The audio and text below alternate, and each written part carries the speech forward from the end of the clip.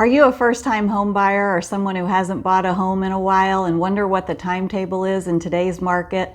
Well, stick around and we're going to talk about that very topic today.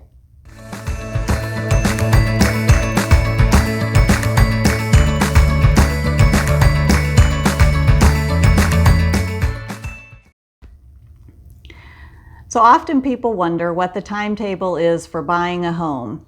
Well, there's not one answer. It depends on everybody's circumstance, and it could be as short a period of time as, maybe a month or even a little bit longer. But for most people, it's good to start thinking about a home purchase as far out as a year. So you want to think about, do you have a down payment or a plan to have a down payment? And don't think that you have to have 20% down. We're going to talk about that in another video coming up. But the other thing you want to think about is your credit score. Do you have a good credit score? And that's probably 680 or better. If you don't, you definitely want to be talking to a lender so that you can work on getting that taken care of now, so that you're not hit with any surprises later. And we'll talk more about your credit score in another video as well.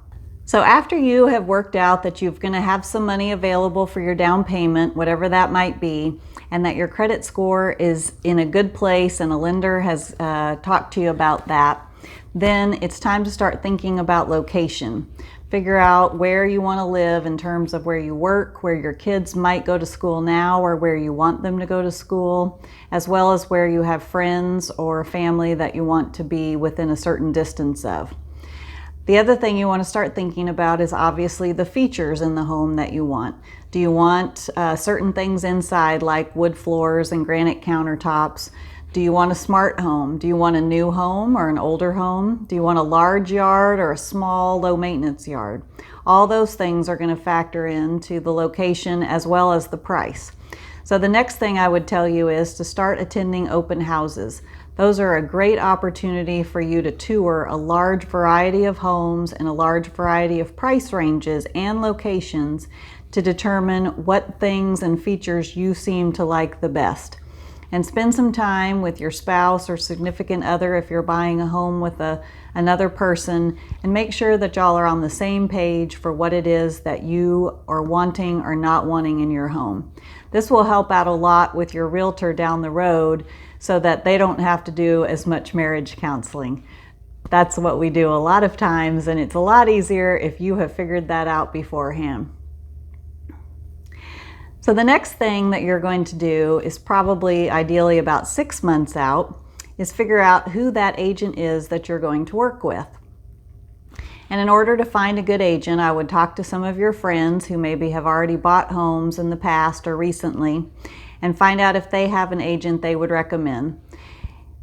Another way is to, by attending those open houses, see how the open house is run. If you click with an agent that you meet at an open house and it's in an area that you are considering buying, then that might be a great relationship to start working towards that person helping you. And if you have a home to sell in order to buy the new home, keep that in mind, that it would be easiest for that same agent to help represent you on both of those transactions so that it goes just more smoothly than if you have two separate people working on that at the same time. So the next part I would say is the fun part. 3 months or so out is a great time to start actually looking for a home. So the first step before you really go look is you want to make sure you have talked to a lender by then. Make sure that you have gone through the steps to get pre-approved. In the Woodlands, Magnolia, Houston area, it's very common and accepted practice for an offer to be given with a pre-approval letter. And we don't want to go out and look for a home and you find your dream home and then have to go through that process, which can sometimes take several days or even longer, only to lose out on a house because someone else got there first with their pre-approval letter. So you want to get pre-approved with the lender, and then you and your agent will work out what areas you're going to look in and what price point you can qualify for and the other factors that go into what home would be best for you. Once you find the house and you've got your heart set on it, you're going to make an offer. And then it usually takes 4 to 6 weeks after that point before you could close.